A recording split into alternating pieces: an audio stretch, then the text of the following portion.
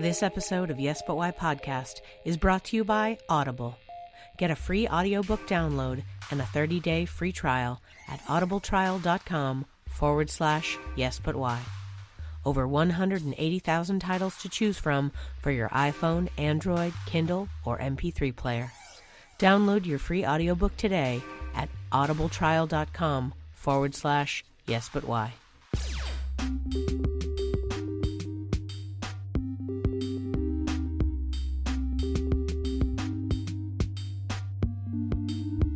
I'm Amy Jordan, and this is Yes But Why podcast.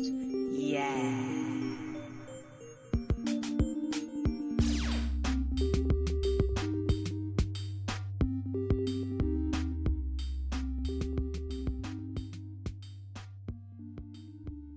All right, so I'm trying to modernize the circus and put it on social media, and whatever idea or spark or interest comes to mind or thought, I just record it and put it out. There is no script. There's no agenda. I started podcasting on just off of a whim, and it was super easy, and I just kind of stuck with it because it was like, okay, I could just get on here and say whatever I want, and for some reason, people want to listen to it. And then I realized the more ignorant stuff I do, the crazier people I connect with, and they like it. So then I said, hey, why not? So I just, one day I could come off as the most racist, super black, pro-black guy ever, and then I could come off as the anti-black guy, and then I could be super Christian, and then I could be anti-Christian. I'm literally a living, breathing, walking contradiction. So my podcast just shows it, as well as it's also my venting platform, because I'm 36 years old and I don't have any friends, and it's hard to build friends when you're old, and you can't like just hang out in high school because people got lives. So I just vent, and then every once in a while, someone's crazy enough to do an interview type, or do a show with me, and then those are the only times that my podcast has anything semi-productive, is when I'm doing it with someone else. But if it's by myself, it's gonna be 100% pure bullcrap. You don't know it's not productive, though. It could be productive for other people. Yeah, I mean, people listen to it. I sincerely don't understand why. It's the same thing. It's just me cussing, saying a bunch of cuss words, smoking marijuana, and complaining and saying ignorant stuff. And for whatever reason, people keep coming back listening to it. I don't understand why. So I just said, all right, whatever. But here over the past, since I switched to Spreaker, I'm being more intentional to make it more entertaining with music, and as well as highlight independent artists to give them a platform, and then teach artists how to market themselves on social media. So it's this onion is massive. It's many different things that I'm doing, because the end game, again, is to be the circus on social media, like Time Warner type thing, where video, podcasting, live broadcasting, vlogging, all of that.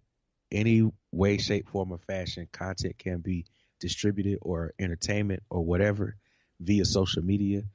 I want to dominate all platforms. So I'm on like 15 different platforms, but it's a work in progress.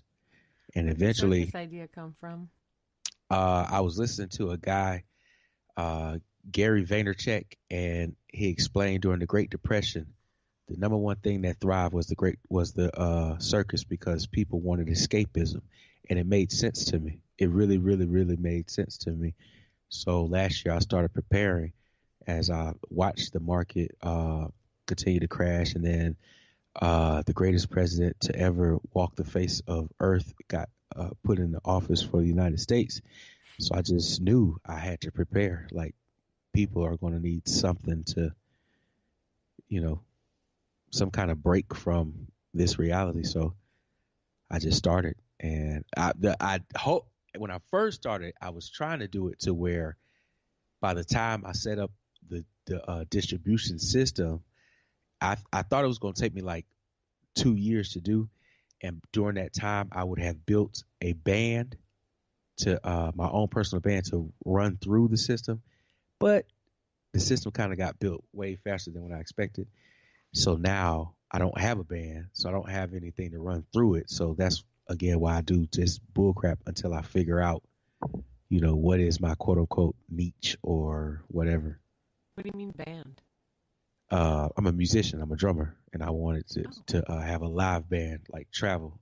My goal was to tour, like to travel with live music, to stand-up comedy, talk about issues, social issues, politics, whatever, all kind of different stuff, and just entertain people with laughter, music, and just good times, and like literally travel and do it.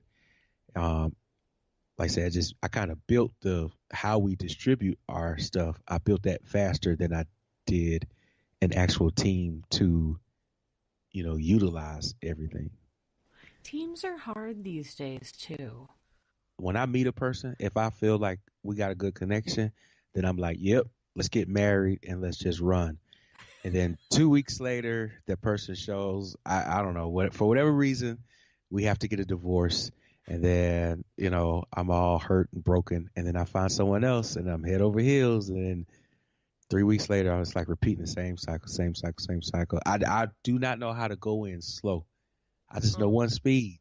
Go until I get a no. And if I get a no, I figure out a way to turn that no into a yes and then keep going.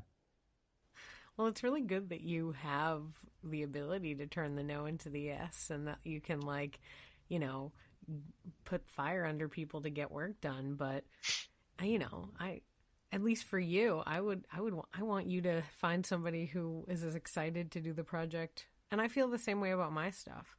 And clearly you are kinder than I am, because I'm a lot more jaded about groups. Like I'm like, yeah, we'll see. 3 rehearsals and we'll see. I've had a very, very interesting life, and I was an extreme professional asshole for a very, very long time. Habitual liar, thief, all of that. And someone was patient enough to invest a couple of years in me to help me reshape my self-portrait. And in the course of that, I discovered this word called compassion, and it kind of changed my life. Now, on the flip side of it, I done got too doggone compassionate. I'm sorry if I'm yelling, and that's the kind of struggle right now, because it's like, man, I really want to help people, and I give people way more opportunities than they really, really deserve. And well, anyway, we'll just keep moving. Sounds like you do need to be a teacher then. I really do. That sort of like endless compassion where it's like, keep trying, you're fine, you can do it. Yeah, but nowadays bands they still approach the music industry like it's 1993 or 1982 or whatever. They don't take advantage of social media. Not even just that, just their social media presence is not there, like with the way technology is, your phone, you don't need a record label. All you need is a smartphone. Literally, your smartphone, you can post a video of your music and people on all continents can watch it within minutes. You don't have to go send it to a record label to get approved and all this other bull crap. So you can control your own individual label. I mean, they have apps like Patreon where people can subscribe and contribute to you. Now you have Cash App. So there really is there's not really a need, quote unquote, for a major label if artists would just not be lazy and or work with each other and build with each other, pioneer some shit or whatever, learn in the game. And hey man, this is why I fucked up this deal. And hey man, if you want to go to this gig, you need to talk to this person because they'll get you the better rate and blah, blah, blah, blah, blah. And, build like little teams of bands, and as you pioneer, you bring on the next generation and you teach them, and then you just monetize all your different talents, and everywhere you go there's literally no reason why a musician has to work a 9 to 5 job. You're the most creative thing on planet next to a female. Like, a woman could bring in a human being. A musician can just make that human being happy or mad, but the woman can create one. So it's like we don't have an excuse on why we are struggling or starving artists. That term is just, anyway, I get off my soapbox. No, I hear you. I like the idea that bands would work together to like help out and also like to share, like information, about like, don't go to this booker or like stay away from this bar because they don't pay you or, stuff like that, because I think that would be super helpful. My only concern is that, moments ago, I was saying that I was jaded compared to you. I feel like people in bands are way more like, nobody wants to help anybody else. They want to be famous and they want to do no work to accomplish it. Like, you're right that the people who put in the business work, they're the ones who will be famous. I feel like that with everything. Right. I mean, with actors too, with actors, with writers. If you want to write for television, if you want to be an actor on television, if you want to be a band, that has fans and is, all doing stadiums, you have to do the business. You're 100% correct. I just think that there's only a handful of people that have that skill, and so that's where it leads. Because it's like, it's the way it is. It's like creative people. It's like a big pile. And then it's like creative people who are willing to do business kind of stuff. And that's like much less, right? And then you get to that higher level, and then it's just random happenstance and weird viral craziness. And that's what makes people famous. So even in that, but there's still good in there, because so you take the people that do have some kind of business idea, and then you mix them with the people that don't have business ideas, but they are extremely creative, and or they know a lot of the technical aspects of different things. By being a team, I don't have to worry about the technical stuff because that's where you thrive. And then you don't have to worry about marketing or promotion or getting more work because that's where I thrive. And so that's how we build that network, because now we've just created two department heads. If we bring in a third person that's in the band and they, have another section, we've just made our own independent label.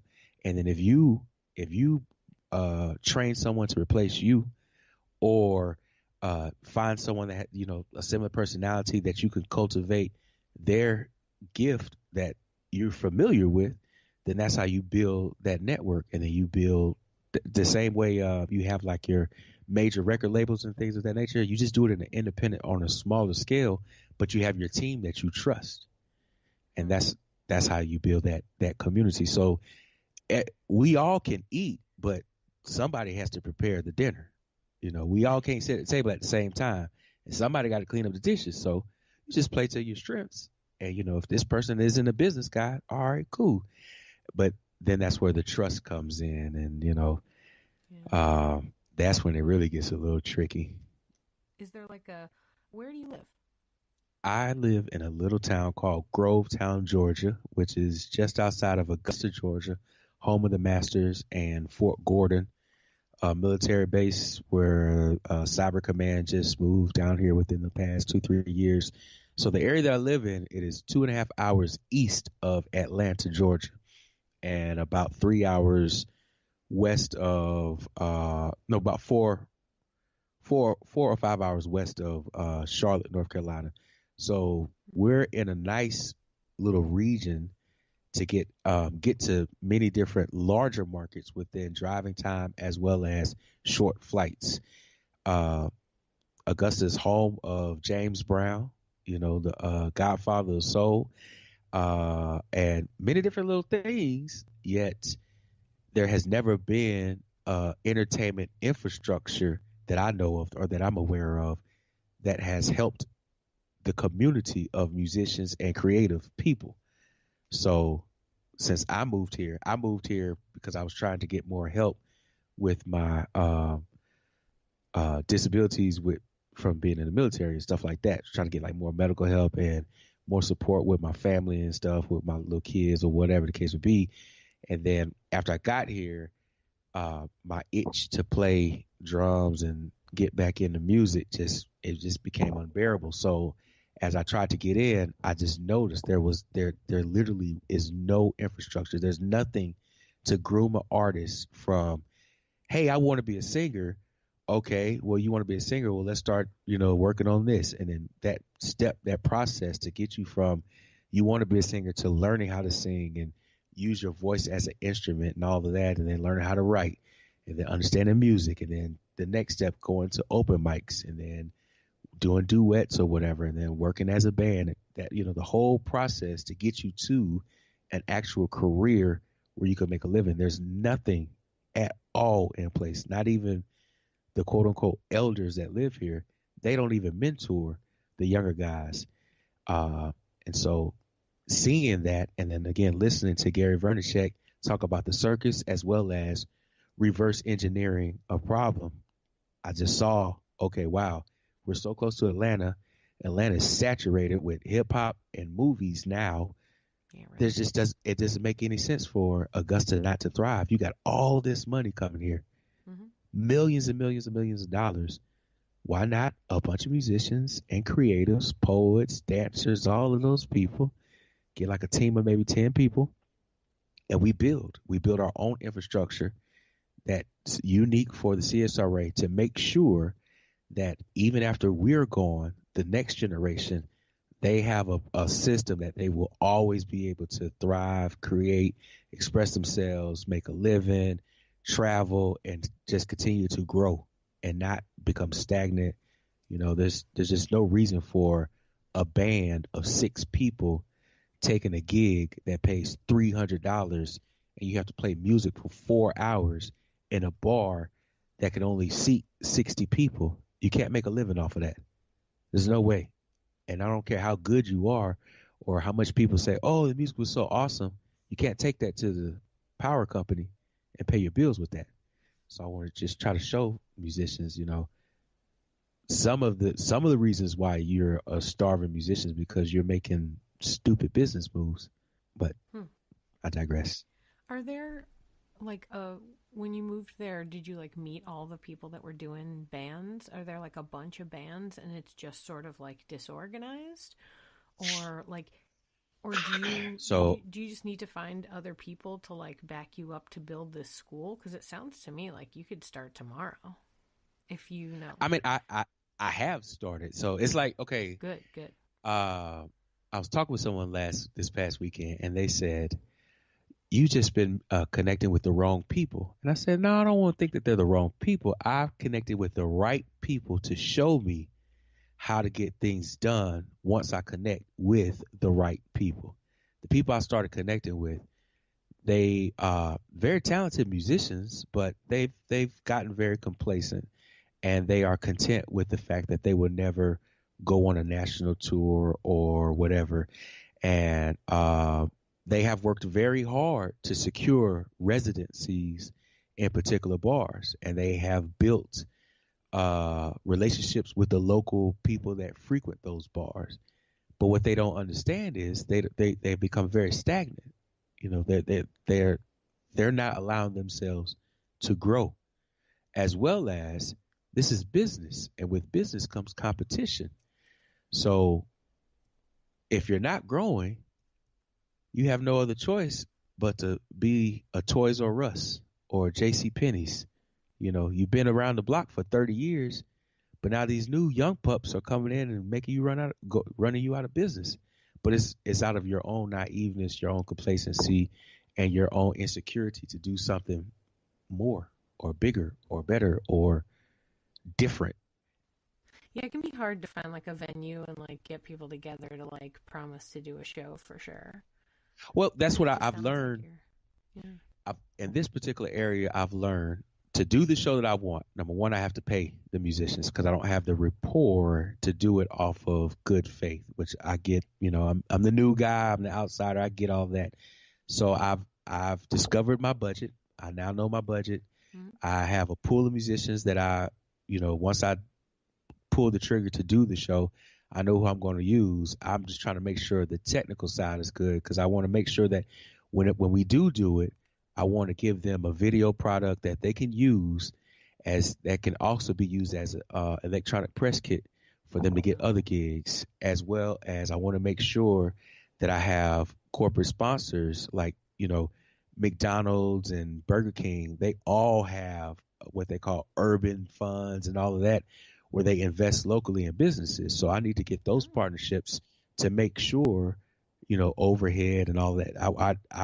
The end game is to make sure the artist not only is highlighted or showcased, but they're taken care of. And then to show the artist, this is the standard of how we take care of each other, and this is how also the venues can eat, because if the corporations are sponsoring it, then the venue is not taking a major hit. So everyone is winning, and if we do it, quarterly or whatnot, it's gonna bring some momentum to this area, and it's gonna just birth other things. And with so many venues around here, it's not like I have to control it. Everybody just repeat the same system that I did, but cater it to you. And then we all thrive, and we just turn this whole entire town into this big old happy party place. I like it. Sounds good. Sounds like a good plan for sure. Have you always been business minded? I grew up in church, and my mom was on the praise and worship team. My dad was a preacher, so I was always around staff and leadership, and just watching how they interacted with people. And then my dad being in the military, and then me being a military brat, always having to move around and having to rebuild relationships with the craziest people of the world. I kind of cultivated into it. And then with me being in church and for a period of time in my life, I thought I was going to be like a preacher or whatever. And there was a time where I was getting groomed to be a preacher. So that leadership is just, I've been around it, like literally been around it just my entire life. Even when I was in the military, I was in Iraq. I was working with, at that time, General Petraeus, the former CIA or FBI director, whatever he was. Yeah. So it's like, that's not like a bragging type thing. It's just, I've been around. It's totally fun. This is the kind of podcast you can brag on if you need to. I've been around powerful people that make decisions, and I just watch and I try to learn. And then I'm an African American man from the South. I've traveled playing country music out of Nashville. And when I'm talking about, y'all, people don't know racism until you are a person of color traveling in country music based out of Nashville, Tennessee. That is the most entertaining, delightful racism you'll ever find. Well, to me, it was entertainment. Someone else, they'll probably get offended. Like, I mean, okay, so I walk in a venue and I have one of my drum pieces, and I ask the bartender, "Excuse me, where can I set up? I'm with the band." "Oh, you just go over there, nigger." And it's like casual, like, "Hey, what's up? How you doing?" It's not that I don't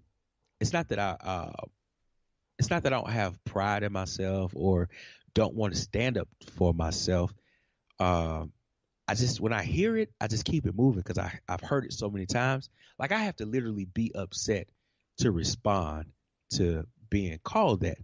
But in the country music, because that's just how you talk, because they don't necessarily deal with a lot of people of color, or haven't, in country music, it's just the norm. Or, if you're traveling on the road with the band and your band leader said, you pull up at a spot and they say, "Hey, you might want to wait," or "How about you just tell us what you want to eat and we'll go inside and get it because we don't want to fight for you." That kind of stupid little shit. Shit that you would see in a movie that someone wrote out in a movie. Like, that's real life shit. But, I mean, it is what it is. Tell me about the touring that you were doing. You were playing country music, so you're the drummer in a band that toured. Tell me about that. Yeah, we did a couple of we did What's the a name of the band? the last one was that the last one? Let me see.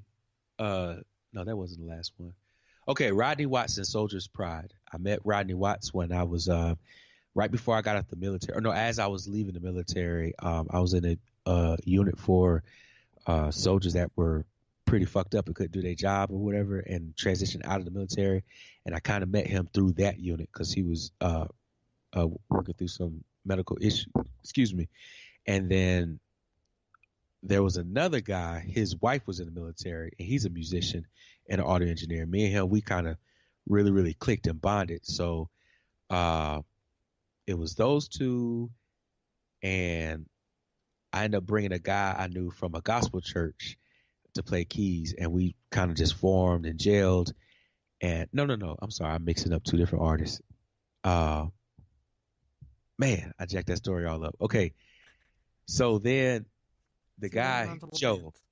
Yes, I've been in multiple bands, but okay, so Rodney Watts. It was me, Rodney Watts, Joe Salerno, and I can't remember the other guy's name. And it was a young kid from Nashville. We used to meet, play the music that Rodney wrote. We would go to military bases and units and play for soldiers during change of commands and retirement parties, as well as just entertain troops that are part of the Wounded Warrior program. And then we went on the road and went to Illinois. We left Tennessee, went to Illinois, competed in what was called the Colgate Country Showdown in Metropolis, Illinois, right down the road from the casino. And we won that. That was kind of like a no-brainer because I was on drums and my homie Joe was on bass. So that was just a no-brainer. We was going to win that regardless. And and then after that, the homie got booked to open for Rascal Flatts and then go to the national Colgate Country Showdown. And I kind of got fired. I'm not exactly sure what happened other than, I don't know. I mean, it was different excuses. I wasn't country enough or I didn't look country or whatever. But Oh no. the work that was put in to get us there, from the start of what he did when we got together and the time it took from the time we got together and stuck together to where we went as fast as we went, I thought I was good enough to get us there, because I was part of that journey. But then when we got to that point, I guess they needed someone to take them to another level musically. I really don't know because I still don't have a definitive answer. But it is what it is. Sorry. But so yeah, I just traveled with that, and from there it allowed me to get learn how to get endorsements, to get like free gear and discounted gear, like cymbals, sticks, and things of that nature. Then I learned a little bit about the business and how to book and make sure you don't book a gig on the other side of the United States that only pays enough money to get you there. And then you don't have nothing else booked for another month and a half. And then you're struggling trying to figure out how you're going to get back to the other side of the United States. So you got to stand outside the truck stops and ask for money so you can have gas to get back to the other side of the States because this idiot decided, anyway, experience. It taught me. You have a good outlook. You seem to have taken the tougher times and you're trying to learn from them as opposed to, getting angry and bitter about negative things. Seems like some people have treated you badly, but it's nice that you're, still positive. I have been a very intentional asshole for many, many years. Very, very evil guy. I literally would go, if you owed me a drumstick or $5 and you didn't pay me, and I saw that you went and bought some new shoes or you took your girlfriend out on a date, I would go to the church that you were playing at and I would stand in front of you until you give me my money. And if you don't give me my money, and if you're using my cymbal, I would take the cymbal off in the middle of the church service while you're playing the drums and dare you to say something. And if anybody in that sanctuary touch me or try me, you're going to get pistol whipped. That's how evil of a guy I used to be. I was a bully. When I was a kid, I set my church on fire. and lied about it, lied about it. To this day, I still used to lie about it. Well, I'm confessing it now, but yeah, Whoa. my parents, they knew I set it on fire. But yeah, I used to do stuff that I was just a bad dude. Like, I was a real bad dude. And then in Iraq, I tried to kill myself twice. So I figured, as evil as I was, and if I try to kill myself, and I'm so pathetic that I could not even kill myself, like I jumped off this building called the CMOC in Mosul, Iraq. Now the building was shaped in this like in an angle, kind of like a I don't even know how to explain that, the shape. It's kind of like a pyramid, but it's not a point. It's not three-sided. It was still a four-sided building, but the base was wider than the top, if that makes sense. Yeah. I just can't figure out how to explain it. Was the word apex or something? Anyway, so I jumped off the cliff thinking that, I'm finna fall down whatever flights of stairs and snap my neck and die kind of quickly. But I was so lame and so horrible at killing myself that when I jumped off, I just landed on the floor beneath me, fucked up my knee and my elbow and had a bad headache or whatever. Like I couldn't even get enough leverage off. I couldn't even project myself far enough to clear the building so that I could kill myself. That's how horrible that life I was. So then after that, I went through my little process of trying to get my head straight, and I just decided instead of living evil and killing myself, focus more on the good and try to enjoy my life a lot better. It ain't easy, but it's becoming more easy the more I practice it. Yeah. Being Weird evil guy. can seem like the right way to go for sure, because sometimes there's, monetary benefits and people don't write hit movies about the guy who did all the right things, so it's tough. Like the whole culture is built around the idea that like being a bad guy is the right thing to do. Yeah, But I mean, the way it makes you feel isn't good. it Were does. you It's a bully when you were a little kid? Do you think it had to do with moving around a lot? Like, you just didn't know how to deal with being the new kid at too many schools? I wasn't necessarily a bully. I was a class clown, and I did. Well, I tell you the back. I wasn't a physical bully. I was a verbal bully. If you squared up to fight, I'm not gonna fight. Like unless you hit me, I'm not gonna fight because I just wasn't about that life. I was all talk until until I was forced to defend myself. I'm all talk. If I could talk my way out of it, like make you laugh, just keep clowning on you until you just you just don't even want to fight, then that's what I would do. And then, but part of my problem was I didn't know how to express myself, and I was extremely insecure. Like I used to see my dad talk to kids in the church and talk to people in the church, but when we got home, he would never. I don't recall us having conversations or bonding time.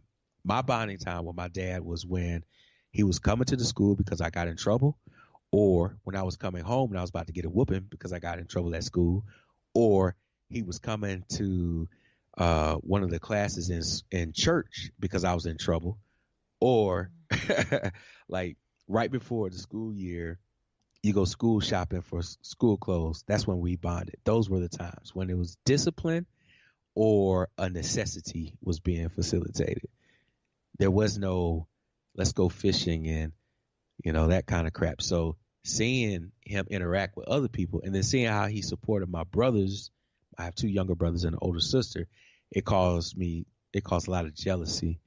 And my siblings, they excelled in school academically. I did enough to just barely pass. So I just didn't know how to express myself and at that time. So I just acted out. And then, I'm a preacher kid. Like I just grew up in the Church of God in Christ where we were taught you just can't join in. You have to be born into this. Like everybody ain't going to heaven, only us, so it was weird. Mentally, it really jacked my head up because okay, on Sunday morning, I'd be in a room with 200-300 black people talking about they all going to heaven. But then when I go to school, I see all these white kids talking about they going to heaven. And I'm like, hold on. How y'all going to heaven? Y'all don't go to church. Heaven ain't for y'all.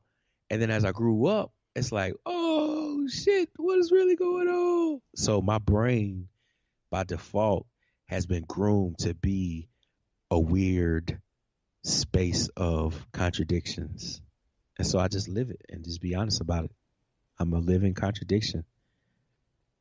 Yeah.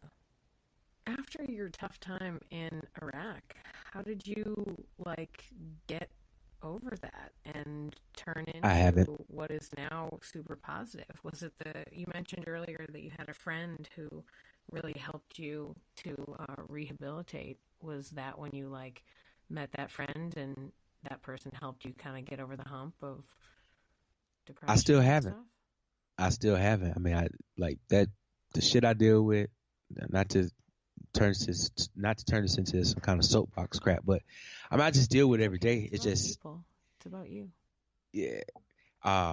It's just so I don't really be my military time is on. Anyway, all right. To answer your question, so I was in this church in Tennessee, and I was going through a very, very tough time dealing with PTSD, depression. How can I be a Christian and be depressed? Like, it doesn't make sense. How can I come to church and keep begging for Jesus to heal me? But when I leave from here, I got my 40 sitting on the side of my head with the safety off and a bottle of Everclear, trying to muster the courage to kill myself. It just doesn't make sense. Like, an hour ago, I was praying for people, and now I'm trying to kill myself. And then, so the pastor, no, I'm sorry, in the midst of all of that, I became very, very, I was real evil toward the people around me. And I was on the worship team and as a musician, and I became very toxic. So the pastor was like, hey, I want to get you out of the drums, try to help you rebalance, get some stability, and help reshape your presentation, because I see a lot of potential in you, and the congregation, they don't see the potential that I see in you. They just see you as this aggressive, mean, big black dude, because I was like 600 something pounds back then. And I'm just like, I could just look at you and intimidate the hell out of you. And it wasn't even that I was trying. It was just because I was so big and I never was groomed. I just looked very intimidating. And so he asked me, would I be willing to, try to bring out the more good side in me. And during that process, I asked, how do I be more compassionate? And so he challenged me. So every Tuesday morning at 5:30 a.m., I would meet him at church, and we would have a one-on-one talk, Bible study, whatever you want to call it. And I did it for like a year or two. And in the course of that, I had to deal with a lot of different things internally. And I also discovered that Christianity wasn't the move for me, but I took a lot of nuggets out of it. And so I figured if I got rid of Jesus out of my life, I would be able to live a more consistent, peaceful life. And so ever since I took Jesus out of my life and focused on the positive, that's how I'm at where I'm at now. But I still struggle every day. Like, literally, it ain't as I sound happy because I'm in a happy mood. I mean, I got high before we started this shit, so I'm cool. I'm chilling. But now the shit wearing off, it just depends. My mood changes. It is what it is. I just don't lie about it. Yeah, no, absolutely. Why lie? Especially at this point. Yeah, I hear you. It's really fascinating. I like the once a week checking in. Yeah, I feel like it a was. lot of people do that with therapy and stuff. So it was nice that he was there to be there for you all the time. Right. You know what I mean? Yep. If only every pastor was like your pastor and was like, hey, let's get rid of some of that negativity, then maybe some of the trouble wouldn't be. It's just super tough.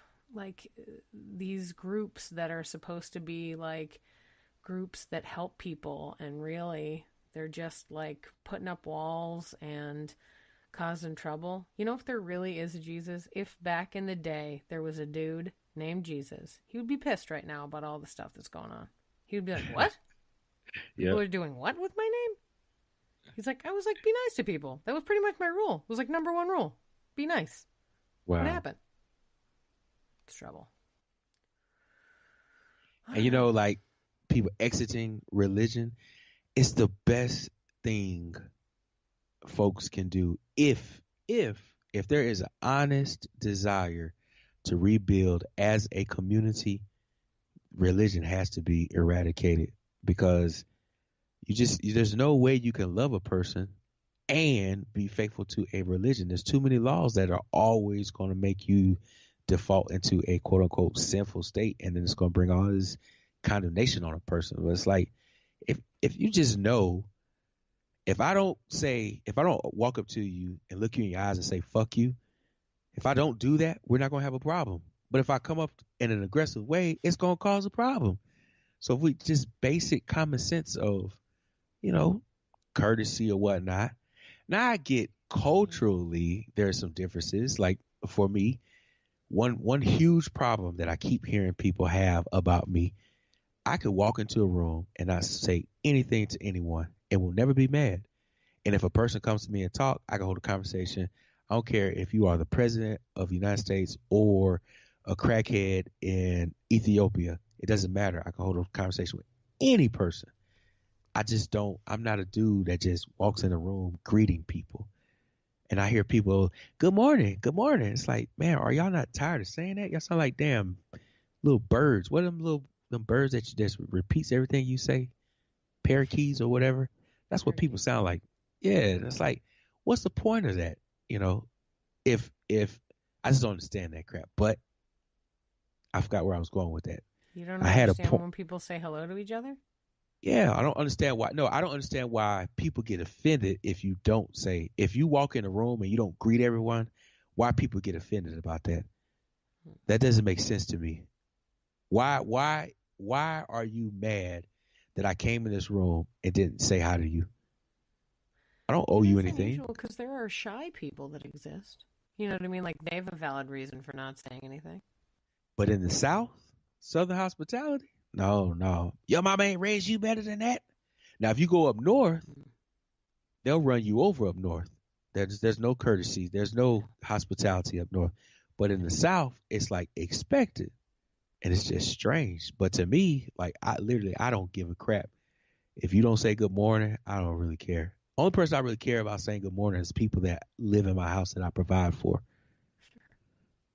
Everybody else.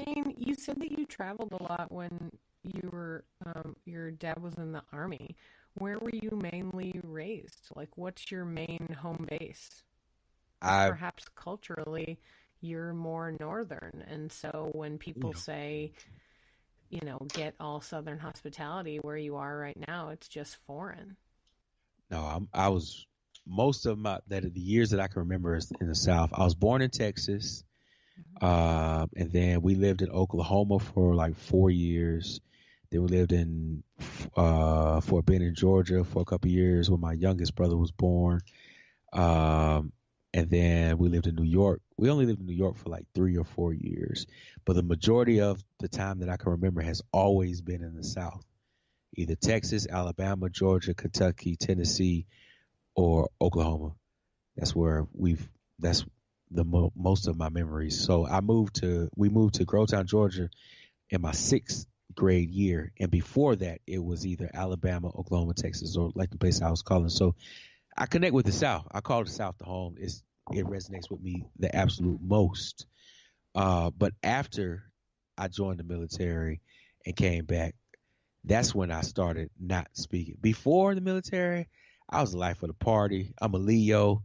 I walk in the room, you gonna know it's me. Yo, come look at me. You know what I'm saying? But after the military, because when we first got in, when I first joined the military, like when I first got to my duty station, within a month, I went to Germany, came back the following week. I went to PT one morning, got done with PT, put my clothes in the washing machine, went to the office. They told me to go pack my bags, draw my weapon. I'm going to Iraq.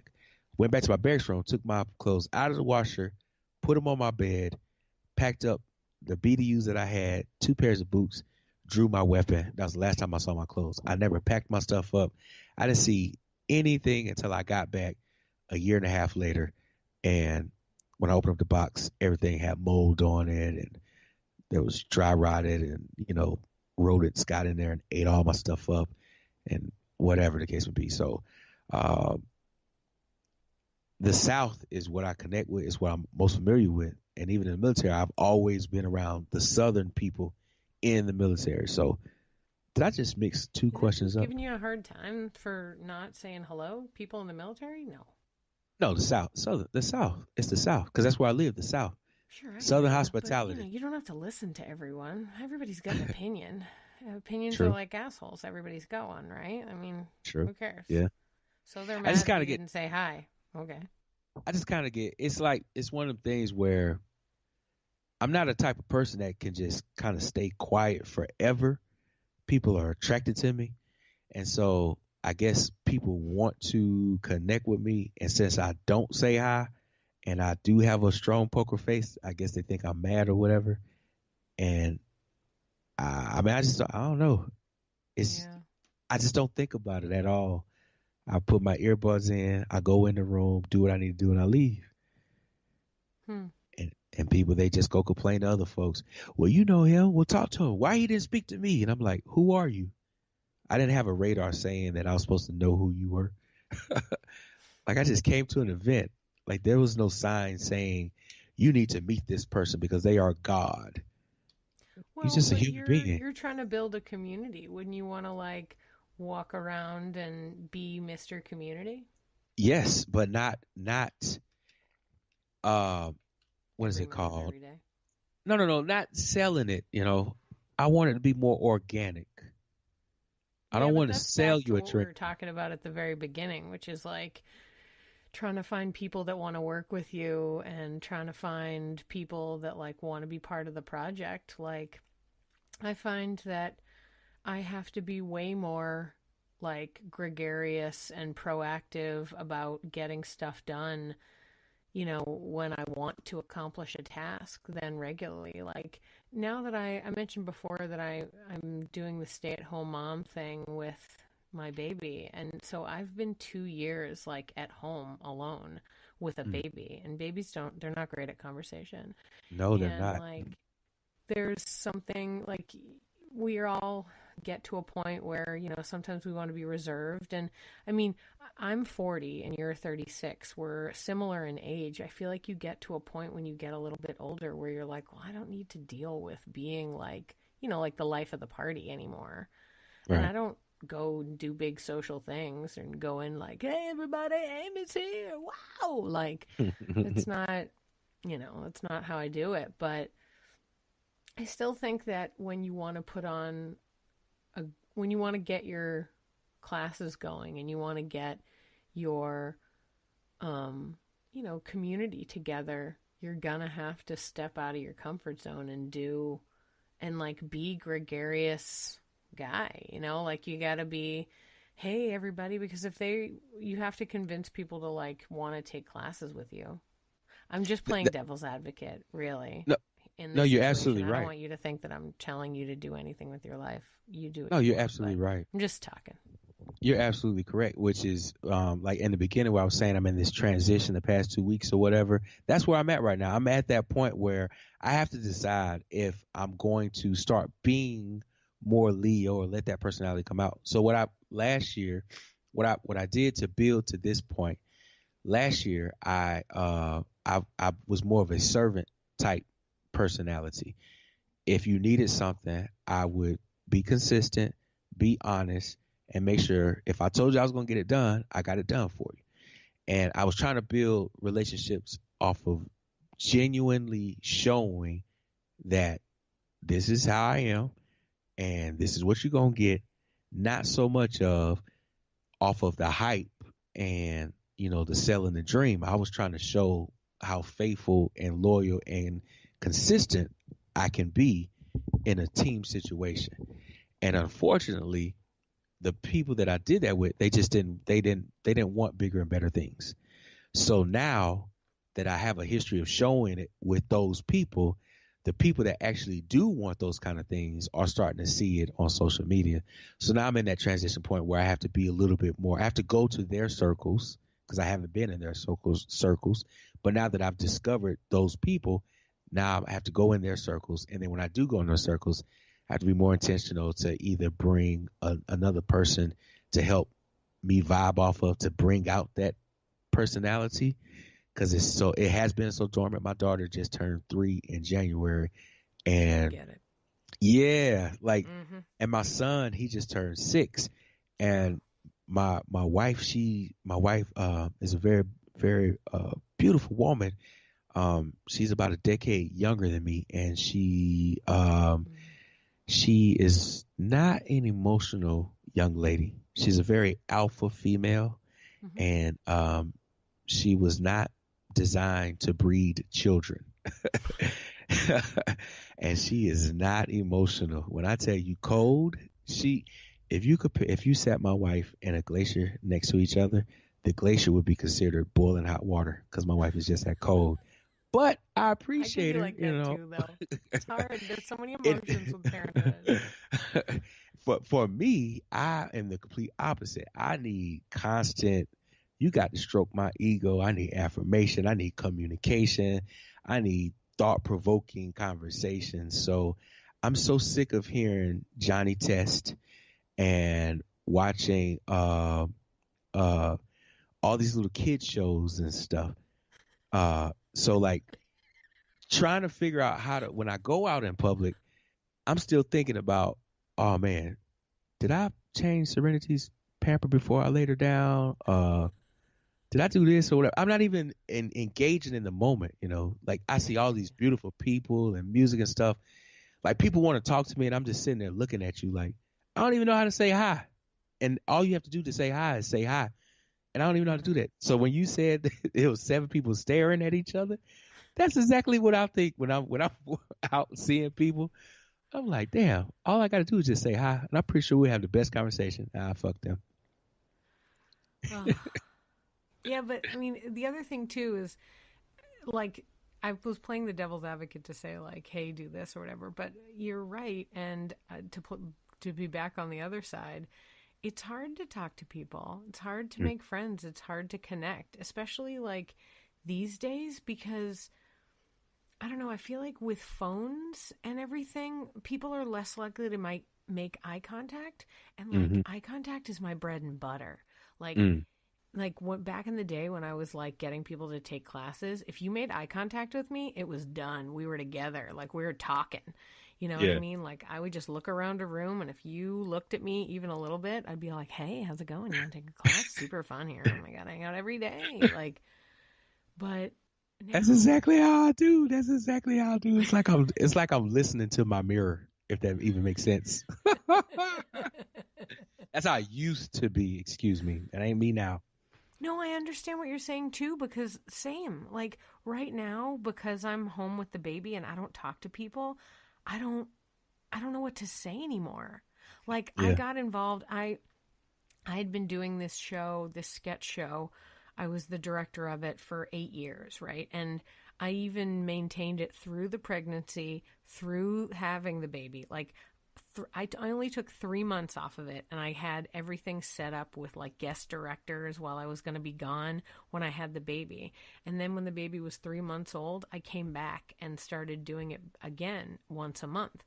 And that was great, but I got, I'm in the baby world and I'm like getting involved with that. And all of a sudden I'm interested in this, and I'm in that weird 6 a.m. to 10 p.m. schedule now. And like going at night is not an option anymore. I can't go do classes at night. I can't go to shows at night.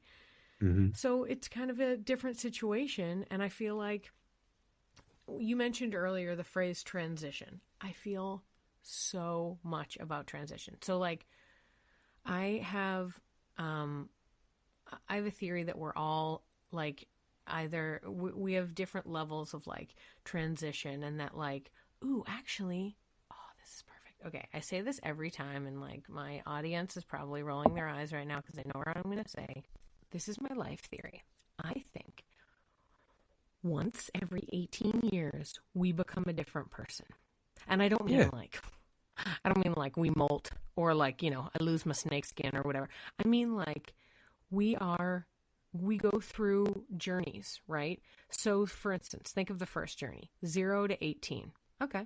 You're a baby. You're born. You're doing things. You're learning. You're figuring stuff out. By the time you're 18, that's the end of that journey. You don't spend time with your parents anymore. At 18, it's like, okay, you are you now. You figured this out. Go off and do your next thing, right? From 18 to 36, which is the next 18 years, which you are finishing now, it's the next level. You become your adult self. So I think every time 18 years pass, you become something new. And it's not always like tangible and some real, it's not like, oh, well, I was a banker and now I'm a whatever other job. You know what I mean? Like, it's not that kind of thing. It's kind of like developmental, I think.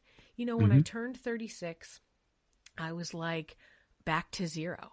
I felt like, okay, I'm going to do something new. I don't know what it is. I did all this creative stuff. When I turned 36, I was doing exactly what I wanted to be doing. I was getting people in classes at a theater. I was performing all the time, and it was great.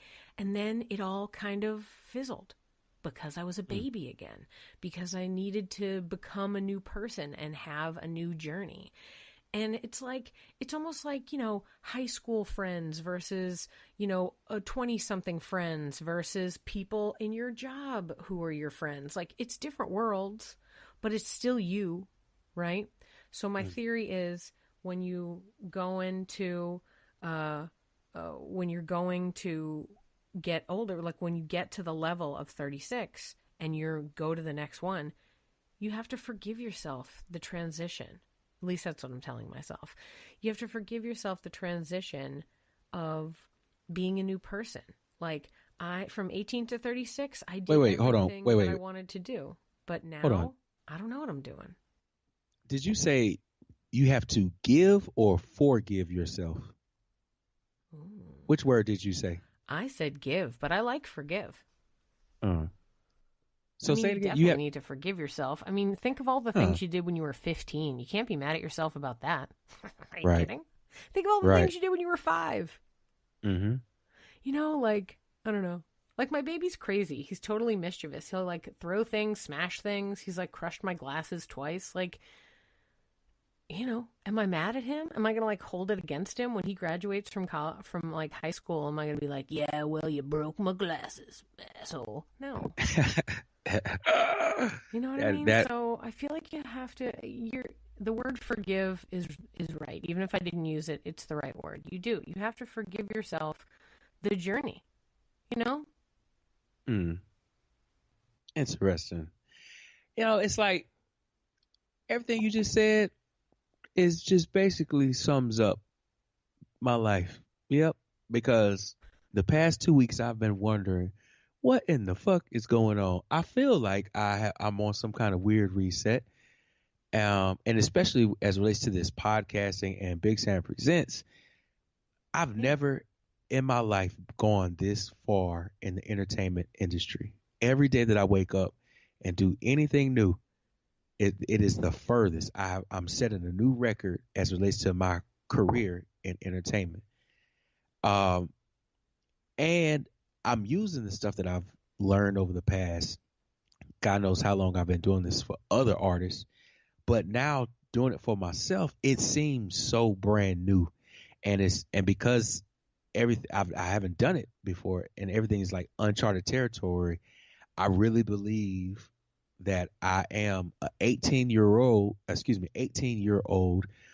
with a 36-year-old wisdom as relates to me becoming an entertainer or me being a, whatever band guy that travels and encourages people or whatever the title is going to be that Big Sam evolves to.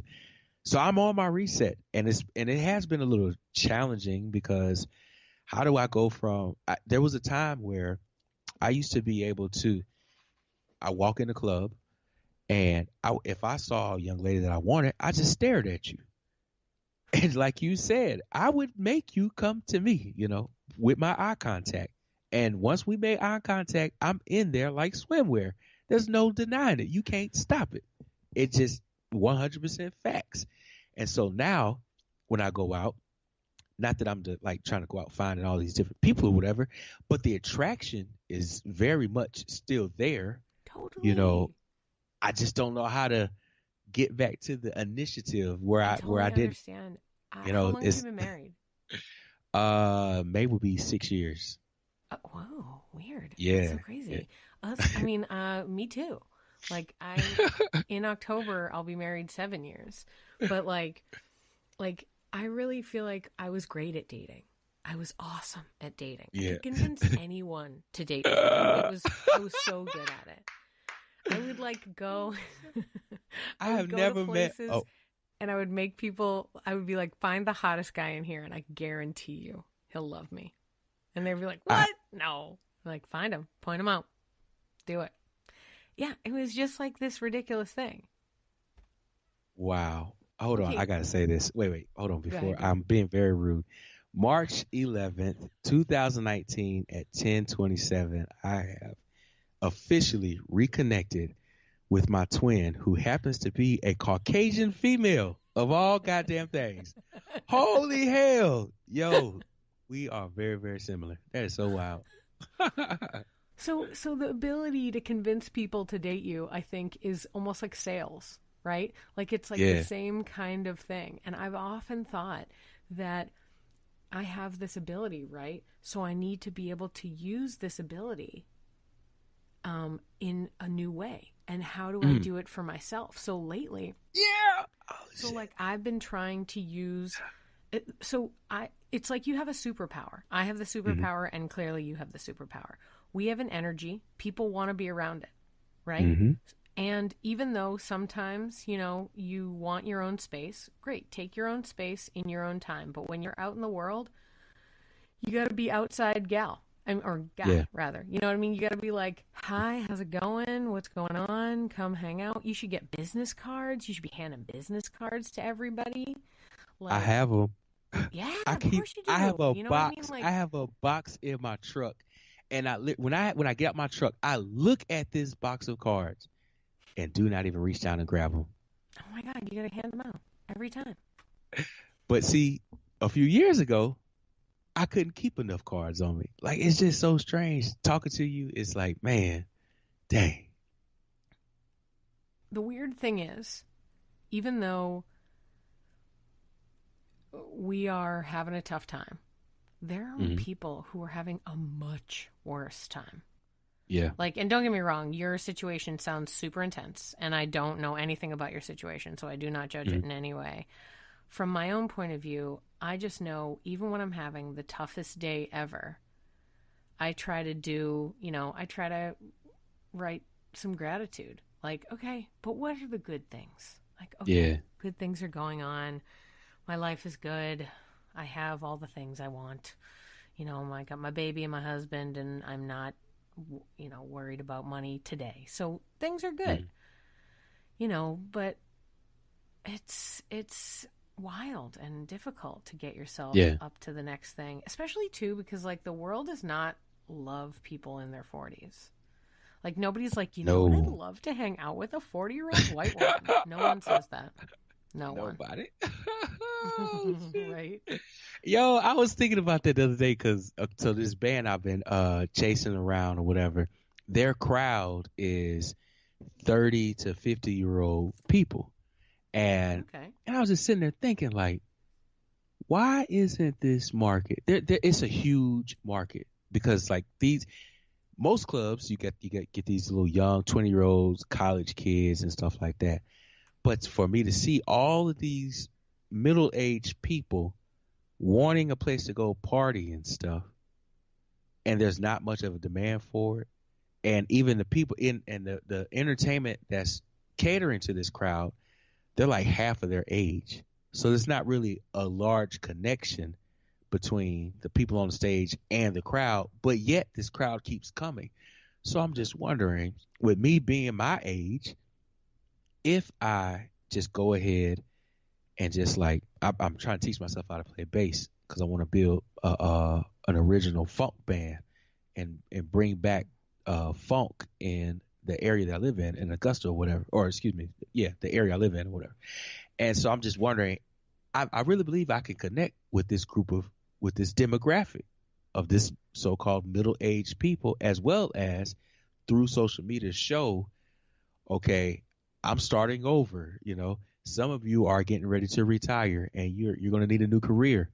So maybe as I make my mistakes, you can watch and learn how to not make my mistakes and help you to succeed, as well as there are some 40-year-olds and 50-year-olds that always wanted to start a business and never had the courage to, and or are intimidated by social media. So I also hope that with me, I'm able to show those people, inspire those people, and get them to get out of those fears and just keep trying and really galvanize this age group. Because to me, again, going back to that Gary Vaynerchuk dude, he here recently I've been hearing him talk about that particular demographic, especially on Facebook. And I've noticed with my particular Facebook page, if I can make certain posts that particular group of people, they will react to it and respond to it. And when I see them in person, if they didn't respond to it on social media, they will say something about it. And they'll be very, very specific about it. So there is an attention or there might be an attention deficit, I should say, in that particular demographic, that it's like you say there's no one saying, hey, I want to meet a 40-year-old, but there's 40-year-olds that are like saying, hey, y'all need to come meet me. So how do I raise their voice as well as find, because a lot of these darn millennials or these kids, excuse me, they need some damn mentorship. Like, why? How do we get to a point where Aren't you to a become? millennial? No, I ain't no millennial. Yeah, you are. You're an elder millennial. What? Oh, she called me an elder. Oh, No, I mean, oh, you were born after 1980, right? Oh, so hold on. Let me get educated. So anything after the 80s is a millennial? Mm-hmm. Yeah. I thought that was 1980. 90s. No. Oh crap! I'm a millennial. Oh, so No. I'm the first generation. Yeah, you're. No you're wonder millennial. why. No wonder why I'm resetting. This makes so much sense now. Damn. Yeah. Thank Also, you. keep that in mind. Think about all millennials. Millennials are resetting. Millennials Wow. are trying to figure out who they are. That's why millennials are trying to get in politics, right? They're trying to change their Oh, lives. They don't know what's shit. going on. Wow. Yeah. This is You're probably part of the oldest crowd that is, in the millennial group. What do they call the other ones now? It was Generation Z is what they call the 90s, the aughts, the people that were born in the 2000s, like the end of the 90s and the early 2000s. They call that Generation Z. Oh, and they had another name. I think it was Alpha. Generation Alpha. That's what my baby is. That's what your kids are. Generation I've heard it. Alpha. I've heard I a read new weird article about it. These things will all change by the time they're adults. Oh yeah. I wasn't there's Generation another term. X when I was a kid, believe you me, but now all of a sudden I am. Because I was born in 1978, so I'm the last Generation X, which is dumb. Because I was like, I'm not Generation X. They're old. Wow. But there's regardless of what another that is, term. what I mean is I think your idea is super awesome with reference to trying to get the audience that is in their 40s and stuff like that. And I really think that you are onto something when it comes to trying to get in touch with people in a way that's not social media. I actually think everyone's going to start doing this, kids included. I think that we're all going to become a bit more distant from the internet as a connecting tool. Like we'll use it. It's cool. I can get my information on it. I can buy things. I can listen to podcasts. I can do, I can use it in a utilitarian way. But as far as like the place to connect to people, not really the spot too much anymore, right? I mean, it's lucky you and I connected that way, and that's nice. yay, social media, you did a good thing. But like a lot of people don't do it. Because in the same way that you were talking about like being in a room with people, saying hi, people feel that way about social media. They're like, I don't have to say anything. Social media is just like it's the ocean. It's where all the attention is. So I'm just throwing out as much bait as I possibly can. Sometimes a shark might bite, sometimes a dolphin might bite, sometimes a damn sea bass might bite, or it could be an octopus. You just never know. But it's an ocean, and you don't know. The deeper you get into it, the stranger and wilder the creatures that you find, and you just never know what comes out of it. But like, I use it just to attract, but the end game, of course, is to get into that room. I want to do the team building, like have a band say, "Hey, Big Sam, we want you to come out this weekend, come kick it with us." All right, that's cool. Where I have my own money, I go on my own expenses. I make sure I take care of myself. It's not a burden to them. We go hang out and we kick it. And in the course of that, naturally, I'm going to listen to what you want to do. And if you say, yeah, man, our goal is to do X, Y, and Z, within minutes, I can tell you, I can give you plans and draw out ways to do it. And then during that weekend, again, we just keep kicking it, talking, and plant that seed. And then I go to another place and then come back around a few weeks later, kind of like an evangelist, but on a secular, not evangelist, an apostle, but in the secular world, and just keep grooming and moving.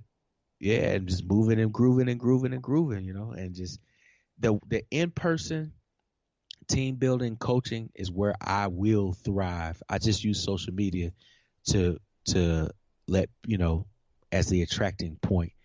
But my whole vibe is catered upon or is contingent upon that in-person thing. It's not social media. I just know how to what is that word? Matriculate the attention of social media. I really do. But I will keep, once I get you in that room, I don't care if you are the CEO of Chevy or if you are a new beginner artist. When I know what you're trying to do, I can give you ways on how to do it, because you're looking at it from your perspective, and all I'm doing is just showing you. I'm just distracting you. I'm just distracting you in a moment because you've been thinking about it. But do you have like creativity exercises and stuff? Like, don't I give smoke away weed. Like, what's in your workshop, but like, do you have that kind of stuff? Yeah, I smoke weed.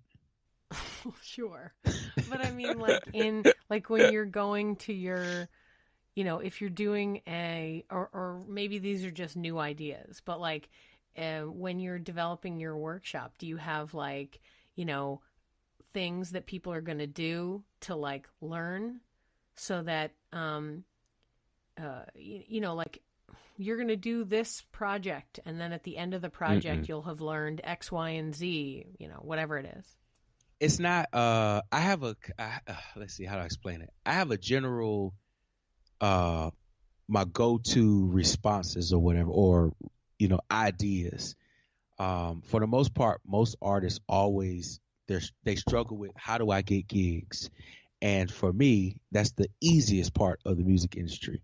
So I always know, back in the day, if a label wanted a new artist they believed in a new artist, they did two things. They did collaborations with other artists that are already out, as well as they targeted the young generation. They went into the schools, because if you win that generation, they will be your fan for 20-something years. So if you ever do a reunion tour, you already know you have a demographic that's already going to be loyal to you, besides the newer crowd or whatever. So all my ideas kind of center around that. So it's like, I don't necessarily write anything down on a piece of paper, but everything kind of bases upon those same concepts of attention. How do you get attention, and where do you invest your attention for the long term? If you invest your attention in the young folks, because the people we grew up with and we loved in high school musically, if they came to town right now and did a $20 show and we had $20, we're going to go see them. Because it's nostalgic. What is that? Yeah, is it nostalgic? Yeah. Nostalgic, excuse me. Yeah. So it's the same concept. You just got to invest for the future. So you go win your high schoolers. You go do a pep rally. You go to or you go to the college softball teams, right? When do you see people invest in female sports? Rarely. So why not take your band and go to the softball coach and say, hey, how about we do a tailgate and our band plays before the game, and then during the seventh inning stretch, as we play, take me out to the ball game or whatever, and you turn it into a party atmosphere. Because I have never seen a band play at a college softball thing. I don't ever see bands support women's sports outside of college basketball. So that's a great market, because if you win women, come on, man. If you win women, you gonna get paid. I mean, men, but not even that. Men chase women. So if you have if a softball team loves your band, come on, man, or whatever, it's going to attract the fellas. And if that team is spreading the word around the campus, then the jealous, the sorority girls, they're going to be jealous. Well, what you dealing with them softball girls? Y'all need to come with us. So you just kind of play the attention on each other, but keep it peaceful or whatever. But that's how you grow that shit. You just go where people are not going, that you can easily cultivate with masses. So schools, daycares, go to your local dealership and offer to do a customer employee appreciation day or a customer appreciation day or whatever. Create the opportunity. It's so easy. But if you invest in the community, and the people where no one will go and invest in, you will win them, and they will spread your name. You just got to do it and just keep doing it. Wow. That's great. I mean, you've given away way too much information. I'm glad it's at the end of the podcast, because if people listen all the way to the end, they can deserve to get these sweet tips. But not everybody can just be getting these sweet tips for free. They got to be paying you, hiring you to have a sweet weekend where you invigorate them and make them a better band. That'd be so dope. Yeah. Well, thanks, Sam, so much for being on the podcast. I appreciate you sharing all your stories, and it was really nice to connect with you. I like that we're each other's emotional twin. I think that's fun. I'll tell you, this has been some weird stuff. I'm like, hold on, how do you know this? Hey, why are you telling my memories? Oh man, well, it's okay. I appreciate you being there. Now I'm going to be sending you weird parental messages, now that I know you're the only other person that knows what I'm talking about. You might see some posts, and I'm just going to tag your name as well. Like, she gets me. She gets it. Don't worry about it. Totally.